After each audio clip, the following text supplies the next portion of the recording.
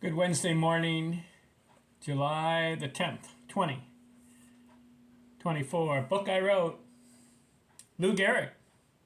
Comprehensive look at his stats, his box scores, 1923, 1939, his 17-year career. This video, 1924 season, when you look it up on Baseball Reference, he only played 10 games. He got 12 at bats the whole year, 1924. He's 21 years old. He got 6 hits and 12 at bats, batted .500. So I don't know what happened that year. Why didn't he play? Was he sent back down to Columbia University? 1924. He had a hitting streak of 2 games, multi-hit games, just 2. 2 hit games, he had 2 of them. And 2 runs batted in, he had games. He had 2 of those. So no homers, 1924 season. He scored 2 runs, had 5 RBIs, 1 double, 5 singles, slugs .583, on base .538, 1 walk, 7 stolen bases. What happened? No, 7 total bases, and then no stolen bases. What happened in 1924?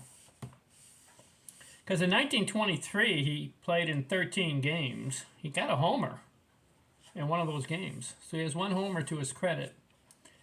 But in 1924, only 10 games. This puzzles me. You've got the talent. He can hit. He was hitting in college. I remember watching the movie Pride of the Yankees, and he was playing for, I guess, Columbia University, and he hit one like about 450 feet, remember, and it smashed the window. Remember that scene? That probably happened.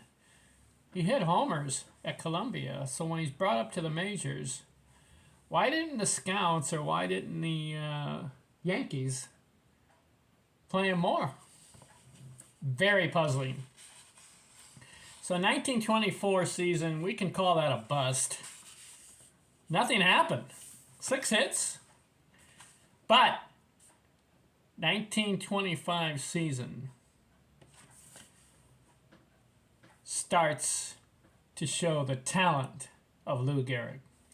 And what I'm going to do when I wrote this book is I'm going to look at every single game Lou Gehrig played from here on out. How did he perform? What were his accomplishments? You're going to be amazed. Not only the consecutive game streak, not only RBIs per game average, not only the home runs, but the batting average also, and the total bases. He's got some stats in here, and he's got some box scores that are going to amaze you. He had 8 runs batted in a game, 3 times, 8 RBIs. He had a 4-homer game. He had 400 total bases in a season, more than Babe Ruth. Did you know that? He did it 5 times 400 or more bases. You want to know how in a total season, in a season, 400 or more total bases in a season, 5 times. You want to know how many times Babe Ruth? I got him here. How many times did Babe Ruth have 400 or more total bases in a season?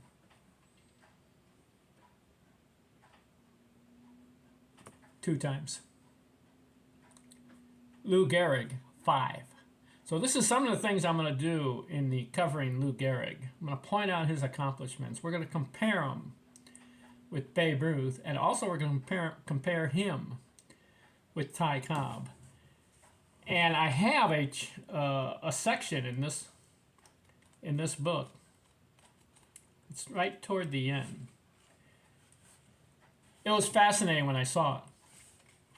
I have Lou Gehrig versus Babe Ruth versus Ty Cobb. And I go through Hitting streak, multi-hit games, 4 homer games, 3 homer games, 2 homer games, 2 hit games, 3 hit games, 4 hit games, 5 hit games, 6 hit games, 2 runs scored games, 3 runs scored, 4 runs scored, 5 runs scored, 2 runs batted in, 3 RBI, 4 RBI, 5 RBI, 6 RBI, 7 RBI, 8 RBI games, 400 batting seasons, 300 batting seasons, and 200 hit seasons. I match them up and compare it. You're going to be surprised.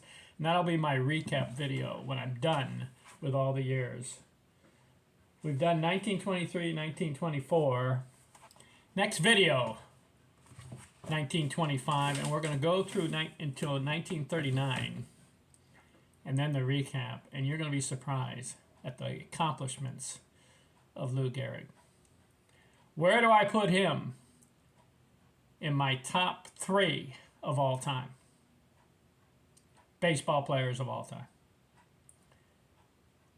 I have Babe Ruth number 1. We went through all his years in all these in a lot of videos. I have Ty Cobb number 2. I went through all his videos. And now I'm doing Lou Gehrig. At the recap, I'm going to show you where Lou Gehrig beat Babe Ruth and Ty Cobb. But then I will also show you where Babe Ruth beat Lou Gehrig and beat Ty Cobb. And then I'm going to show you where Ty Cobb beat Babe Ruth and Lou Gehrig. We'll recap that one. Okay, 1925 is next. We'll talk to you later. I'm out.